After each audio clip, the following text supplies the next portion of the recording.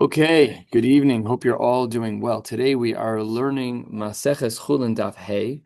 We're starting about 12 lines down at Lema Misayele. Now, yesterday we learned the din of Rav Onan, that he Yisrael Mumar La'avodas Kochavim. You have a Yid, and his Yetzer Hara, this Yid has a Yetzer Hara that he likes to worship idols. So what does Rav Anan hold? Mutter lechel mishchitaso, and we brought a raya from Yehoshaphat. Remember, Yehoshaphat was with Achav. All the psukim, all the back and forth. Maybe the people of Achav cooked, whatever the details are.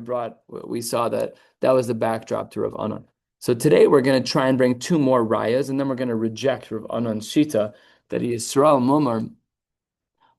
Israel Mumar Lavodas Kuchavim, that really a shechita is not kosher, but let's try and first prove it. Lema Mesayele, the Rav Anan's correct that we're allowed to eat the shechita of a Mumar Lavodas Kuchavim because in the times of Elisha when he was hiding, Orvim, the ravens, Mevin Lechem Ubasar Baboker, Lechem Ubasar Ba'ereb. The ravens would bring food to Eliyahu. That's how he was fed when he was in hiding. And where'd the food come from? V'amar Rav Yehuda Amar Rav, Mibeit Tavchei Da'achav. Where were the ravens chapping around? They got the food from the kitchen from Beis Achav. Beis Achav, the Baal Avodah Zarah. So what do we see? We see that a mumar lavodas kochavim, that you're allowed to eat his food.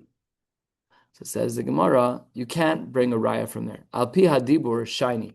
Whenever you're dealing with something that's miraculous in nature, we're dealing over here with al pi hadibur that the Kodesh Baruch Hu ordained that the food needed to be delivered to Eliyahu in that specific way. Now you can't bring a raya from. Fine.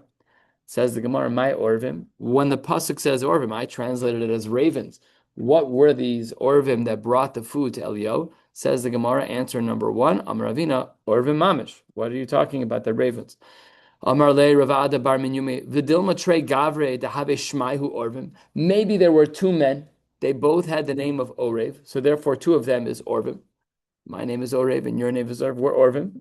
So says the Gemara, after all, Milo Ksiba Yahargu es Orev Bitsur Orev Ezeb. We see that Orev is a first person's name. That's good. So then maybe perhaps the word Orev is not that way. Amar Lev Isramoy Milsa de Tarvayu have a Shmahu Orvim. Is that really a likely possibility that you're going to find two people whose names are Orev? That's very, very unlikely. Says the Gemara, all right, that's a fair point. Vidilma al Shem Mekoman. Maybe they were Orvim because they were from a place called Orev. Where do we see precedence for this in Tanakh? Says the Gemara, Milo Ksiv. We have a pasuk in Sefer Malachim Beis. Va'aram yatsu gedudim v'yashvu me'eretz Yisrael. Na'arak Tana. What does Na'arak Tana mean? Well, a Na'ara is someone who's 12 or 11 plus, whatever the actual gradation is. A Ktana is a little child. So these two terminologies are soser one another. The Kashalan. Karilan Nara. First, you called her a Nara. She's close to 12. And then Vikari Laktana, that she's less than 12. So what does Nara mean? Says the Gemara, Nara is not a reference to her age. Says the Gemara about halfway down, 8 lines before the Y lines. But Rav Pedas, Kitana, she was a Kitana. Demin Neuron.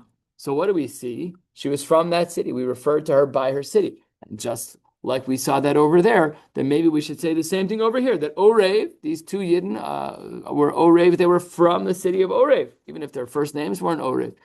Says the Gemara, Im Kain, then we would have had an extra Yud. Orvim, they are both from Orev. Orvim is plural for ravens. That makes sense. But if you and I are both from Chicago, we're not Chicago's, we're Chicagoans. So that's the same thing. Orvim mi baile. So we tried. And we really didn't get a good ride from here because it was al pia dibur, and therefore we couldn't rely on the pasuk that speaks about Eliyahu getting food from Mibeit Tavcha of Achav because that was al pia dibur.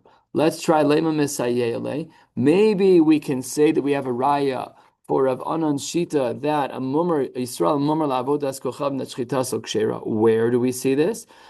Because the Gemara says.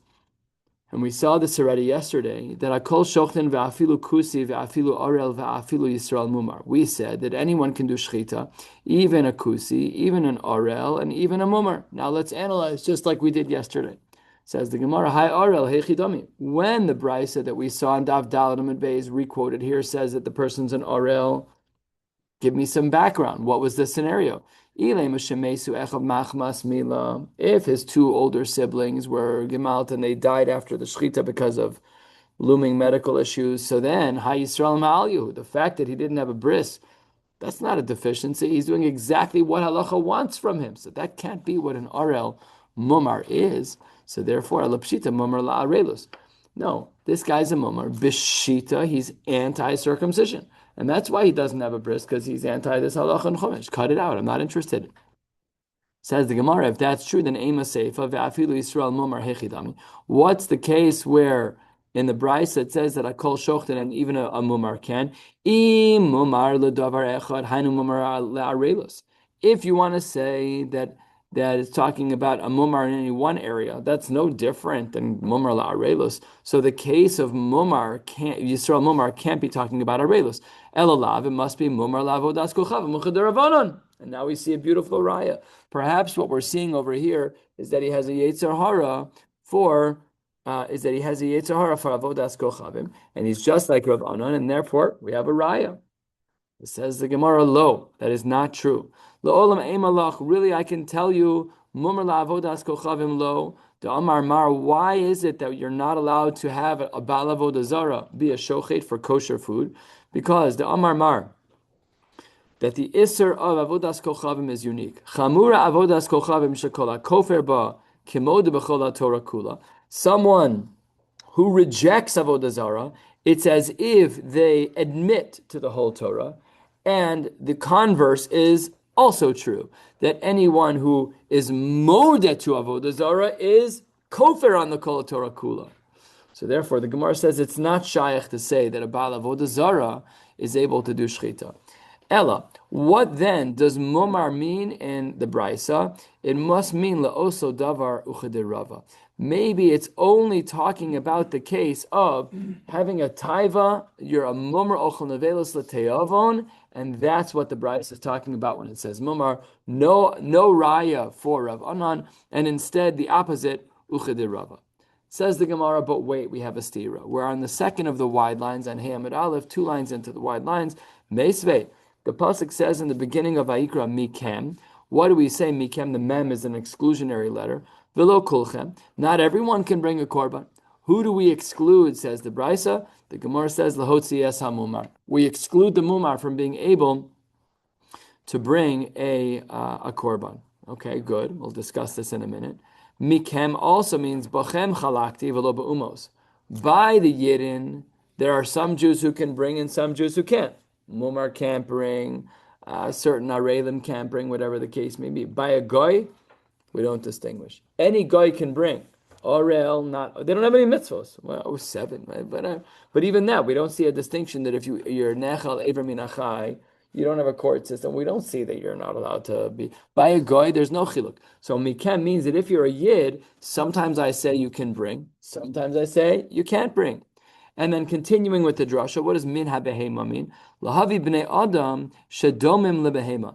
Because there are some people who act like animals. And mikan amru, what do we see from here? That mekablan korbanos miposhe Yisrael k'dei sheyachzeru bahen b'shuva. We always take, doesn't say always, but we accept sacrifices from Yidden who violate halacha poshe Yisrael. Why? So that they can repent. Korban milashan karov. I can become close to the Eibishter by being makriv, by sacrificing things. However, there's an exception. Chutz min mumar, except for someone who's a mumar. Umenasech es hayayin, one who does nisuch hayayin in a bad way. We'll see soon that means that they're being involved in avodah zarah. Umechal shabbos befar hesya. This is where we begin to see a break, where Shabbos is a unique halacha. We don't really see this in so many places. You don't keep Shabbos, you're a different kind of Yid. Says the Gemara, this Brisa has an inherent stira. Says the Gemara, Hagufa Kasha. Amres, you said in the beginning of the Brisa, Mikem velo kulchem lahotzi es hamumar. But then a line later, V'hadar Tani, that Mekablan Korbanos Miposhe Yisrael. Which one is it? Do we say that a mumar is excluded from bringing a korban? Or do we say, no, that mumar is the perfect person to bring a korban because we want him to do tshuva? Which one is it? So says the Gemara, Halo Kasha. Reisha, in the beginning, when we say that you're not allowed to bring a korban, that is mumar l'chol Torah kula. That's when someone rejects the Torah outright. You guys who keep halacha, Your Bible, chas v'shalom, is not emes, not one thing in it is true. I'm out. I'm down for the count. I don't keep anything in chumash. That guy cannot be a shochet. We understand that. However, mitziyasa is mumar ledavar echad. The case that we were talking about is where a person only did one avera b'mumar, and therefore we make the distinction. If you're mumar l'chol Torah kula, you cannot be a shochet. But if you're a mumar ledavar echad, then what? Then we're makabel. We accept your korbanos. Ema seifa. Hold on 1 second. We said chutz min ha mumar. Wait a second. Chutz min ha mumar. What does that mean? That we don't accept it again. So chutz min hamumar umenasech es hayayin umechal Shabbos befarhesia. So now it sounds like a mumar is not allowed, but you just said he's allowed if he's a mumar l'davar echad. Says the Gemara, "Hi mumar hechidami, ni mumar l'kol Torah kula haynu reisha." If you want to say that mumar in the brisa, when it says mumar next to umenasech es hayayin, that's talking about a yid who violates all halacha haynu reisha, then we learned about that already, and he should not be allowed to bring a korban. And if it's a mummer for only one thing, well, we already said that's mutter. So what is this new mummer that you're talking about? Says the Gemara, Elolav, you misunderstood. Hachi kamar. Chutz min hamumar lenasech es hayayin ulechalel shabbosos befarhesia. That's different. When you have someone whose mamrus is to be avodah zarnik or to be a machal shabbosnik, then the Gemara says no. That's not allowed. So we have 3 categories. We have mumar l'chol Torah kula. Everyone agrees, flat out, you cannot be a shochet. We have mumar l'davar echad. You can do tshuva, you can bring a korban. But if you're being a mumar to make avodah zara or to be machal Shabbos, you're out. And then alma mumar le'oved kochavim have a mumar l'chol Torah kula utiyuvta derav anan tiyuvta. We then see that if you're going to be menasech, you're a mumar lenasech yain, that's avodah zara. What do we see? That, and this is where we learn this principle that if someone doesn't keep Shabbos, we can't trust their kashrus. From right here, what do we see? That if you're being a mumar lenasech es yain or l'shabbosos befarhesia, we don't trust your shechita. We don't trust your shechita. It's a real problem. It's a real problem. If I'm in someone's house and I'm looking at the tarfus, and the woman says, "I promise you, my kugel is kosher." Nope. I mean, I would never do it anyways.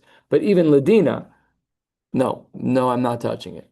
But I grew up in an Orthodox home, and I know. Yeah, but you are a Mechal Shabbos Befarhesia. You're a mummer for Shabbos. No trust. And then, really, for our sugya, more broadly, is that we just rejected Rav Anan.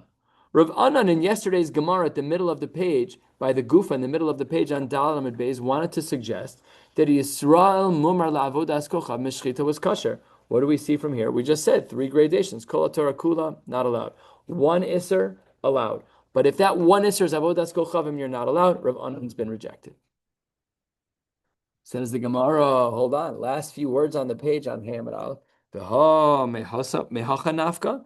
You learn this out from here. Take a look at Rashi, who's going to help us. The fact that we don't accept, under certain circumstances, a korban from a mumar, says the Gemara, I have another mari makom. We didn't learn it from this bryce at the bottom of the page of mikem v'lo kulchem lahotzi es hamumar. No. Where did we learn it from? Me'am ha'aretz prat lemumar. We have another mari makom where the Tanakama holds that it's based on the pasuk that we have in Vayikra Perak Daled, V'im nefesh achas techetav vishkaga me'am ha'aretz ba'asosa v'chulei. So me'am ha'aretz, I read it wrong the first time, it's not me'im. Me'am ha'aretz prat lemumar. Reb Shimon ben Yosi omer mishum Reb Shimon asher lo se'asena vishkaga ve'ashem. Hashav miyadiyaso. If a person would have known that what he was doing was asur and he would have stopped, then maybe korban al shigagaso, no problem. That's called a shogeg. The shogeg is, had I known better, I wouldn't have done it. However, eno shav midiyaso, if had I known I still would have done the isser, then eno maybe korban al shigagaso. What that sounds like, according to both of them, is that a mumar who doesn't care about halacha, he would never have changed his mind, he's not allowed to bring a korban. I don't learn that from the brisa of mikem v'lo kulchem prat lemumar. No, I learned it from here, me'am ha'aretz prat lemumar, and problematically, I don't think that's a word. Is that a word? Yeah. Okay. that the Gemara says that the Tanakama is Prat Lamomar, and Reb Shimon also agrees Prat Lamomar if he doesn't have Kavana. So says the Gemara, the Amrina and Mai Beinayu, both the Tanakama and Reb Shimon ben Yossi holds that that's not kosher. So says the Gemara, what's the difference between them? V'amar Rav Hamnuna, Mumar le'echol chelev. Really, let's say this was me. I'm a Mumar le'echol chelev, to eat this givaldik, a fatty piece of meat. But what did I do? V'hevi korban al hadam ikabenayu. So my problem area was chelev, but I want to bring a korban on the dam.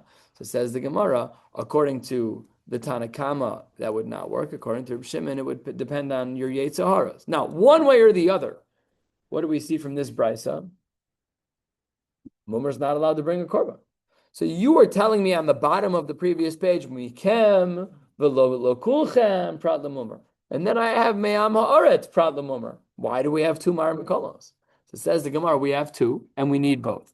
Says the Gemara, chada bechatos. One of the mar mikomos was talking about a korban chatas, that a mumar is not allowed even to bring a chatas. V'chada be'ola. Even an ola, which you can give in a voluntary fashion, you're not even allowed to bring that. So we had one mari makom, the brisa on the bottom of the page of Mikem, that indicates that we're not allowed to bring a korban as a mumar. That's to teach us about a chatas. The second brisa says you're not even allowed to bring an ola. And the Gemara says, v'tzriche, we actually needed both brisas, one to teach us about a chatas and one to teach us about an ola.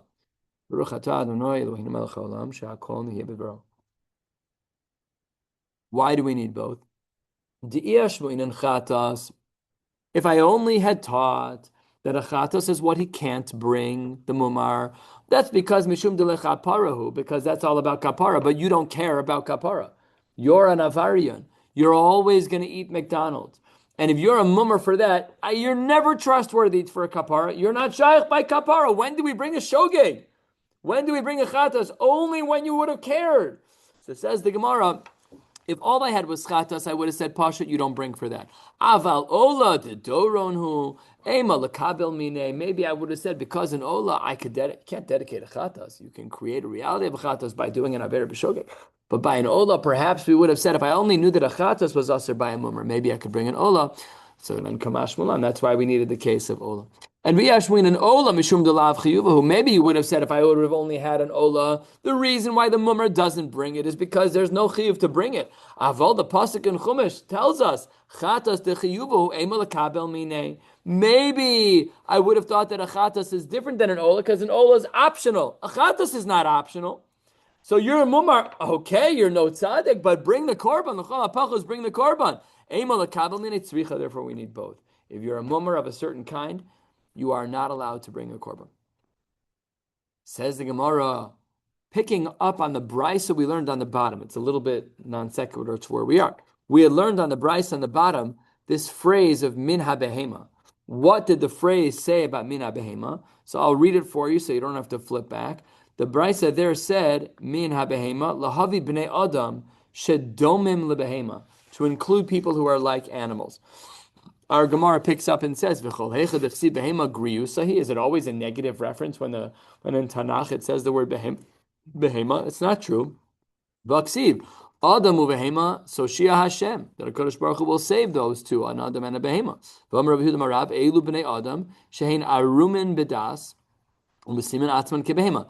In this case, arumin bedas is a compliment. I didn't know that this was a compliment. It doesn't sound like one, but it in fact means that they are very knowledgeable. But they're mesimin atzman kebehema, that they lower themselves to a behema in that they are humble. I misunderstood both of these phrases. I totally did not learn this the way I learned it, like a regular. I thought it was regular. That what? It's not even you. Yeah. It's how the Gemara says. But says the Gemara, no. That pasuk, when it says Adam uvehema toshi Hashem, that Hashem will save them, that's because he's arum and midas. He's very clever, but he's very humble like an animal. It says the Gemara. So how can you say that every time behema is used as griyusa? We have this pasuk. Says the Gemara, hasam ksiv Adam uvehema together, but hacha behema l'chuda ksiv. In the pasuk that we had, it said mina behema. That was only behema without Adam. But behema and Adam together, that is positive. Are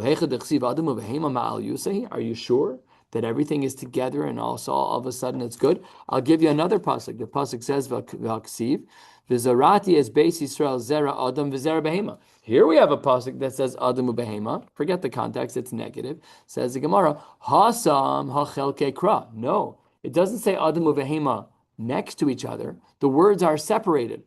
Therefore, zera adam l'chud v'zera behema l'chud. Fine. Okay, now we're going to go back to the sugya of shchitas kusi, and we need to decide how we paskin. We've discussed it back and forth. Abai and Rava were a fan. Rav Ashi was not a fan. We saw sources in Brisas, Mishnayos, v'chule. Says the Gemara halfway down on Daf Hamid Beis. Amar Rav Chanan, Amar Rabbi Yaakov bar Idi, Amar Rabbi Yoshua ben Levi mishum bar kapar. Rabban Gamliel ubeis dino, nimno al shchitas kusi ve'asruha. That's it. We're done.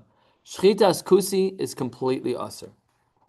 Amar le Reb Zera le Reb Yaakov bar Idi, Shema lo shama Rebbe ela b'she ein Yisrael omed al gabo. Maybe the only time Rabban Gamliel ubeis dino asred is where there's no Jew standing over the kusi, but implying, had there been a yid standing over the kusi, I should say, a Yisrael standing over a kusi, maybe it would have been kosher. Amar Lei says back to Reb Zera, not very friendly, Dami Haime Rabbanan Kedilog Miri Inshi Shmaisa. Seems to me that this Jew doesn't know how to learn about Reb Zera. What would they say to us? I wouldn't take the time. So he says to Reb Zera, 2/3 of the way down, B'she'ein Yisrael Omed al Gabav L'meim Rabbi. You think that what they were talking about is when there's no Jew standing over the kusi? Pasha, that's not the case. How in the world can you say that? That can't be what Rabban Gamliel Beis Dino meant. So now we have a seeming split. Reb Zera thought that Rabban Gamliel Beis Dino meant that it's only usher for shchitas kusi when there's no Jew standing above them. When there is a yid standing above them, it's kosher. But the other opinion of Reb Yaakov bar Idi says absolutely not. Rabban Gamliel Beis Dino held that any shchitas kusi is going to be usher even with a Yisrael omer al gabav. So the Gemara wants to know now. Kibla minei, alo kibla minei. Did Reb Zera accept the pushback that, hey, Reb Zera, you misunderstood? No. Shchitas kusi is not kosher when there's a yid standing above him or not. Doesn't matter. Or no. Did Reb Zera keep holding like his own shita? Says the Gemara, Tashma, 12 lines from the bottom, to Amar Rav Nachman bar Yitzchak, Amar Ravasi. Ravasi says, Ani ra'isi es Rabbi Yochanan sha'achal mishchitas kusi. I watched it happen. I saw Rav Yochanan eat from the shchita that was done by a kusi. Ravasi achal mishchitas kusi. Ravasi himself ate from it. The Tahi ba Reb Zera. When Reb Zera heard about this, he stood in wonderment. He's like, I don't understand. Lo shmi'elahu? Didn't they hear about Rabban Gamliel Beis Dino, who said that a shchitas kusi is asr? D'i have a shmi'elahu, have a mekablele. Had it been that Rav Yochanan and Ravasi, who mamish stuck the food in their mouth, had it been that they heard that they wouldn't have done it, O dilma shmi'elahu v'lo kiblua, or did they hear about it and not accept it? Hadar Pasha L'nafshe, he said there's only one option between the two. It has to be mistaber de shmi'elahu v'lo kiblua. It had to be that they heard. Why? Because the Kadosh Baruch Hu protects tzaddikim. It can't be that had they known they wouldn't have done it. They must have heard about Rabban Gamliel Beis Dino and they disagreed. Why? If you want to say that really Rav Asi and Rav Yochanan who ate this food, that they never heard about this psak, but the have a shmielu have a makadale, that means that the meat's actually usher. But then how could it ever have come to the point of them eating? After all, if by animals of tzaddikim and Kadosh Baruch Hu won't let them come to Isser, tzaddikim atzmon lo kol shekain, all the more so that by the righteous, there's no possible way that Hashem would have let it get to that point. Elamai, it must be that Rav Yochanan and Ravasi heard about the din of Rabban Gamliel Beis Dino, and they disagreed. Because otherwise, there's no way Hashem would have let them put that food in their mouth. We don't have such a shmira. We don't have such. The Gemara says elsewhere that by the tzaddikim, if you pull one coin out of your pocket instead, the dime instead of the quarter, That's all klap. We're not on that level. We don't have that level of shmira. They had the level of shmira. They couldn't come to Isser even by accident. I manage on my own to do just fine. I don't need anybody's help. I'm fine. But by the great ones, it's not possible. So Reb Zera was medayek. The fact that they ate it must be that they heard and rejected. Now, Is that story that he heard about this that happening before or after he talked to who was it? The Reb Zera lived after Reb Yochanan. Everything else was before him. Right. Yeah, but he was talking to Reb Yaakov Bar Idi. Yeah. Meaning was he like was that the reason why he was saying maybe they only made the Xera about Shein Yisrael Omen Al Rabba? Why was Reb Yaakov saying that? No, Xera was saying that to Rabbi Yaakov. Yeah, that was the Havamina. That maybe Rabban Gamliel Lubeistino held. That originally, the reason he was asking the question is because he heard the story about Rabbi Yochanan eating it. Meaning maybe that's why. Never mind. Reb Zera. You're saying what was motivating Reb Zera to say that perhaps it's mutter is that he knew that Reb Yochanan and Rav Asi ate it. Yeah, I hear that. It's a very good svara. Like that, actually. Why doesn't it sound like that? Well, he wasn't sure. I mean, Reb Zera was trying to figure out what happened when he saw that. But we don't know the sequence of events. Did Reb Zera see this first and only later talk to Reb Yaakov Bar Idi? In which case he would have said to him, I have fodder. I can show you that I'm right. The Gemara is going to hint to this in a little bit at the top of the next Amud. Says the Gemara almost exactly like you're saying. Top of Vav Amud Aleph, just a few more lines. Says the Gemara, V'isal kadaitach lo kiblamine. If Reb Zera did not accept the pushback, and really he held that it was mutter to eat shchitas kusi if Yisrael's omer al gabav, then he should have answered the way Rabbi Yaakov is saying right now. This Rabbi Yaakov. He should have said, Lishne le, kan Yisrael omer al gabav. Kan she'ein Yisrael omer al gabav. You look at Rabbi Yochanan and Rav Asi, why didn't he say it must be that it's mutter because Yisrael? No. He didn't say that. Therefore, Shema mina kibla mine. We therefore see that Reb Zera must have recanted because when he saw Rav Yochanan, he didn't. It says v'tahiba. He didn't say I must be Yisrael's omed al gabav. He said no. It must be that shmiale v'lo kibla mine because otherwise it doesn't make sense. So therefore, we see Shema mina that kibla mine that when Reb Zera said his line and when Rav Yaakov Bar Idi pushed back. Reb Zera must have accepted the pushback and agreed that even if it were to be that Yisrael is Omed al Gabav, the Shchitas Kusi is Asura, straight up Asura, Shma Mina. It's the only possible way to understand it. We'll stop right here. Emir Hashem will pick up with another daf tomorrow night on the top of Vav Amud Aleph. Wishing you all a beautiful Shabbos.